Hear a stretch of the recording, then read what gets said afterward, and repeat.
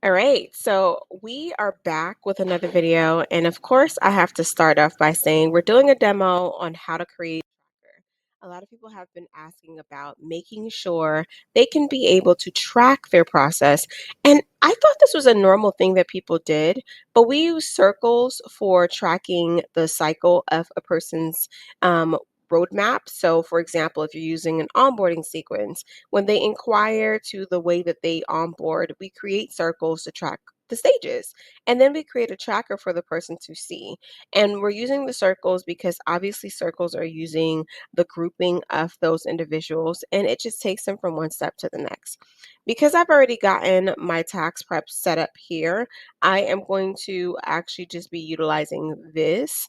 And I'll probably only do like 4 or 5 circles to kind of show you guys the drift of it, or even using the lead circles, whatever ones make the most sense. So, step one, go ahead, create your circles. That is going to be the process that you want to see through this tracker. And then step two is we're going to go over to content and we're going to go to dashboards. It is going to be a dashboard. I like dashboards versus portal pages for trackers. It's not necessarily there's no reason, there's just a preference. And so I'm going to go ahead and create a new dashboard and I'm going to call this tracker. You can call it lead tracker, building tracker, tax tracker, whatever makes sense for you. And then I'm not going to assign it to anyone because this is not going to be a dashboard that will be my base dashboard. This is going to be a dashboard that I could just go to if needed. So I'm not going to pre-assign it. I like to get fancy. So I always create a header for my dashboards. Now, I'm going to show you the best way that I do create headers. I do this through Canva. A lot of people have also done it through CSS. I'm not a CSS girly, but I try my best, okay? So we're going to go over to create and I'm just going to type in website. It's easiest to do it on a website creation because I get to resize this in the way that I want. And so I can make it into anything that I want. I'm going to say I always choose aesthetic home, aesthetic business office, aesthetic women, blah, blah, blah. And so I'm going to use a design that's really quick and easy, like this one. And I'm going to set it as a background. And because I'm just doing this to not be fancy, I'm going to show you guys still all the things I put into it. So I'm going to put a white shadow to make it fancy. And I'm going to go ahead and use a graphic and use this one. And this is going to be where I put my logo. So I'm going to double layer it. And then I'm going to go ahead and brand it by putting my logo. And let's just put the crown to make it easy. And so I'm going to make it small and place it on top of it. So I don't put it at the edge, and you're going to see why. And sometimes I play around with this, and you can do as many images as you want. It's really up to your discretion. You can leave it without the actual header. You can just put your logo at the top. It's really your discretion. Then you're going to go back over to your location and add a single image, and we're going to upload that image that I just placed it. Paste there.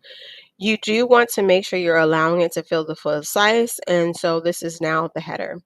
The next step is going to be for us to create another row. I use the 4 row, so I technically like to have 4 rows, but it really all depends on like how many things you're tracking. So for this example, I'm going to use the 4 row. I'm going to also go ahead and edit the columns itself um, because I want the columns to be a little bit smaller. So I'm going to do the row. I always play around with the margins. I may or may not like the margins the way I do it, but you can see that I'm shrinking it to the sides a little bit so that I could be able to have it a little bit tighter. And then for the text block itself, I want to set this as, and I'm going to use my lead. So lead 0. I think it was 00 that I had the thing in. And then I'm going to go ahead and put a background on this. So far I have it to look like this and it looks crazy, but we're going to also go ahead and make this bold. We're going to change the size to 30. Here's a neat trick that if you want something bigger than this size of 30, you can actually just go to the HTML and actually change the size. I like 30, but I sometimes like 40 just because 40 does give me this bigger effect. And I like to see things bigger, but for the sake of people who want to not feel like it's screaming at them, I'm gonna go ahead and put it at the 30 space. I'm going to go back over to style. I'm going to change the text color to white. The reason why I do that is because I don't have to change the color text in here when I'm typing things out, because it just makes it easier for me to continually type without having the disadvantage of being able to see what I'm typing. So I changed the color inside of the style itself. And a pro tip, if you like to be fancy, I do sometimes like to add hover colors. And then if I want to change what the hover colors actual color behind it would be, that's how I do it. So you can see that if I hover over it, it's going to be white as well. So inside of this text block, I want to make it a little bit smaller because I do want to also add the fact that I want to shrink it. And so just like that, I made it also smaller. And I'm going to delete all of the other ones because less is more, meaning I don't have to do this by myself. I could just literally, or I don't have to recreate the same thing multiple times. I could just use what I've already created and just have this work for me. So the other thing I'm going to do is I'm going to move this up about 50, let's say -50, because I do want it to overlap. So -50 is a little too much. I want it to overlap. It might not be too much. We're going to do 40. I wanted to overlap the picture a little bit for the effect of just making it look like a layer. And then at the bottom here, I do want to add about 20. So it just looks, not that one, not that one. We did the wrong one, y'all. I want to put the actual margin here to be 20. Not the margin either. See, this is why I'm saying I play with it, because it's one of the, yeah, it was the content. That's what it was. So we're going to do 10 instead. Still a little too big, so let's do 5. Sometimes it's perfect, sometimes it's not. I'm just going to take it out and then leave it the way it is. But we're going to have that there, and then I'm going to also duplicate this, and because I've already set the parameters, I don't need to change anything else in terms of any of these other rows. So now I have this beautiful layout of saying, okay, this is lead 1, blah, blah, blah.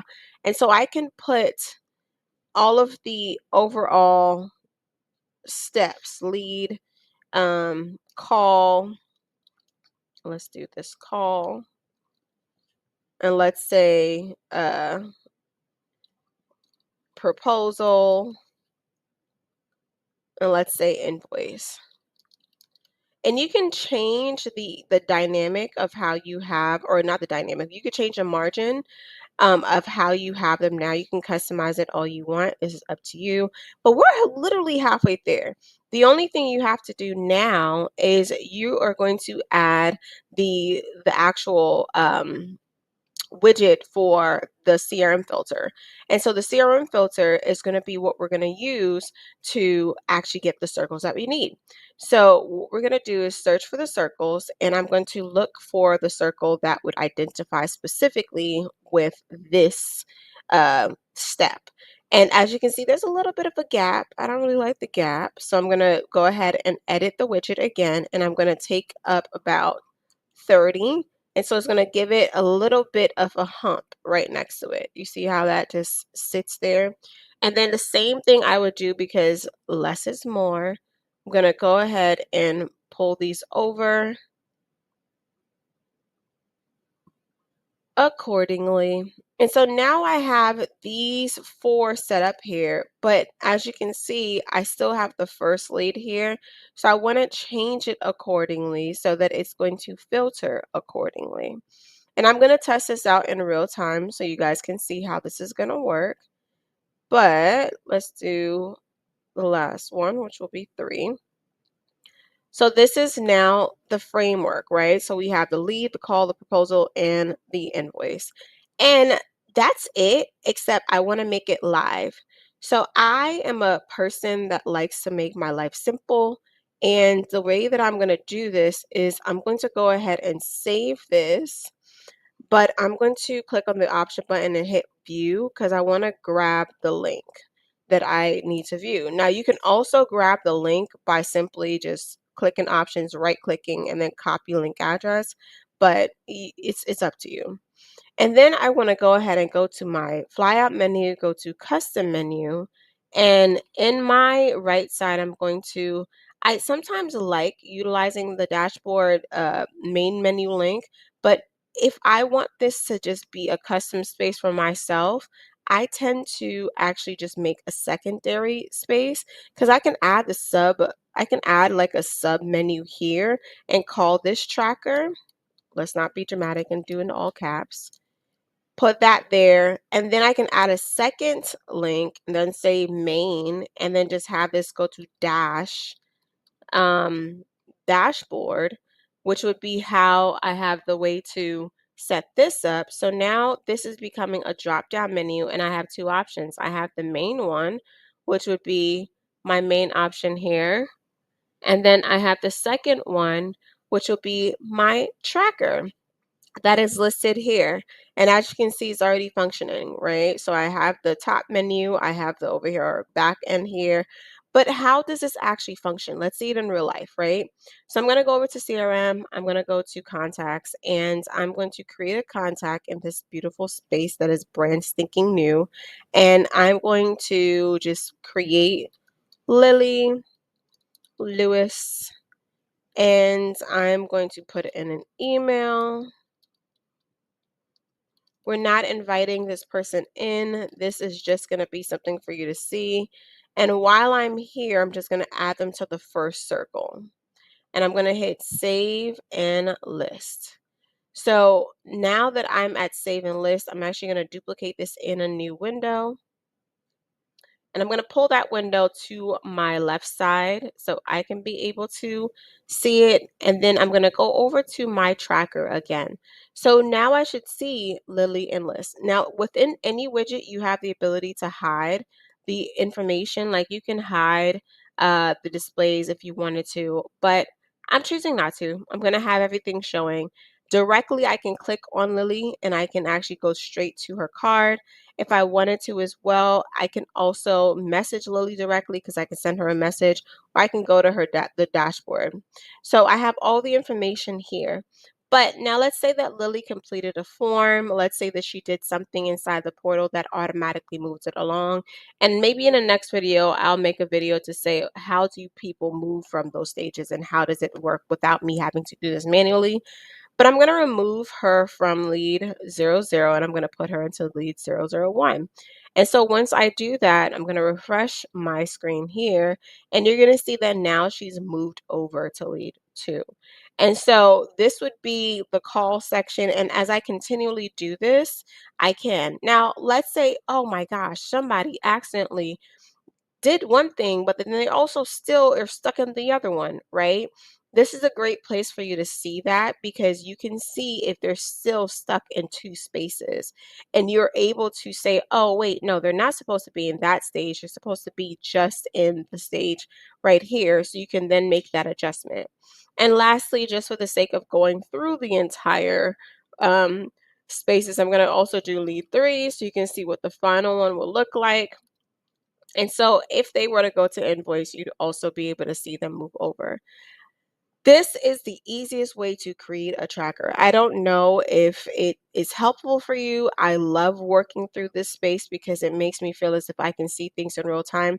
And the easy thing about this is that you have the ability again to do this both on a dashboard or on a portal page. And you can just make as many as you want. You can also with this show it to certain individuals, or you can have it visible for just yourself. And then you can customize the filtering to show the email, the role of the circles. You are able to change also the results, and it's just easier. I like, even though it's defaulted here. I like taking out the name so that it doesn't conflict with the name that I have there, or I'll give it a secondary name so that I know, like, this is a description. I could say, um, this means they scheduled a call, because what this is going to do is tell me it right here, and I can put a description here. So I use this in a way that makes it fun for me to track items. And again, with the actual text blocks, you can play around with this. I've probably made bigger margins before, and the one that I have as a template right now that's fully built out is literally one that looks a little bit cleaner than this. And so honestly, if you are just in a space where you need to track something really quick and this is helpful for you, I hope that this was a great video for you to take advantage of. And let me know if you do have questions, or if you wanted more information. All right, see you in the next one. All right, so we are back with another video. And of course, I have to start off by saying we're doing a demo on how to create a tracker. A lot of people have been asking about making sure they can be able to track their